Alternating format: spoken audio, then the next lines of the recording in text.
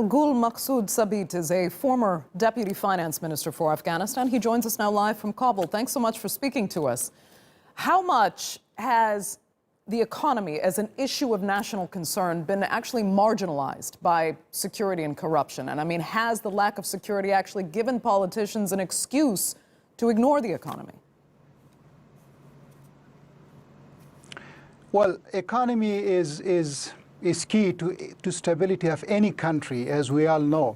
Afghanistan, unfortunately, has not made much progress in economic development, the progress or the development, the growth that we need that will change people's lives.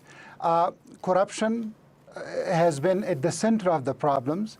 Other than that, administrative structures for economic growth have been very weak. Not much has been invested in developing our administrative structure or the economic departments that will cause growth in the economy. Now, of course, security is a challenge, but I think if you look at experiences around the world, once economy grows, it may grow at a slower pace in a security challenging situation, but it may change people's life, and it will slowly and gradually reduce violence as people will have economic opportunities. Unfortunately, that point has been ignored over the last 18 years in Afghanistan. Right. And as our reporter indicated there, I mean, if this election goes well, Afghanistan may see an uptick in investment. That's what they hope. Do you have that expectation? Well, I don't have expectations of better investment unless there is improvement in ways of conducting business in Afghanistan. We have to deal with corruption issue mainly.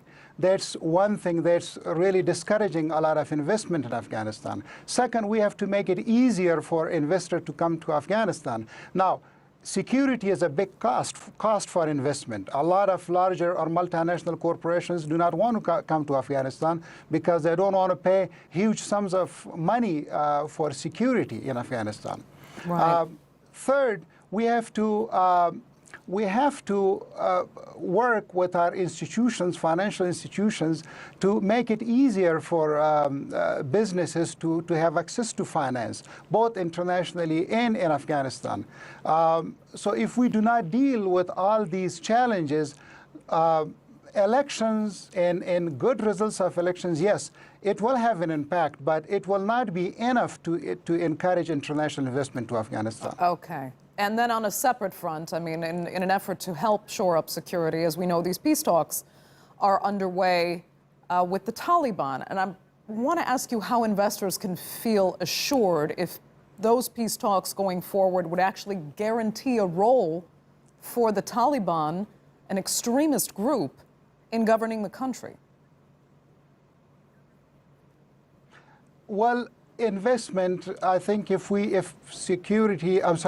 peace negotiations succeed and we have a government that includes all, including the Taliban, I think it will have a good impact. But again, there are other steps that needs to be taken. And that's assuring internationals that Afghanistan is safe for investment. And the government that comes as a result of peace negotiations will have to make that effort. If not, if that point is not actually addressed, I think we will not only have little investment in the country, but I think the peace agreement will have little effect in bringing stability to the country. Because as you heard in the report too, many Afghans are suffering from poverty, insecurity, injustice in the rural areas. What do they have? Where do they go to get food for their kids? They join groups who pay them there.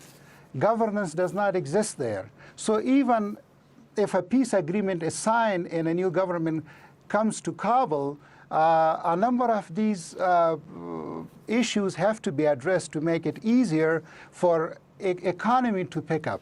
Okay, Gul Maqsood Sabit joining us there from Kabul. Thank you so much for that.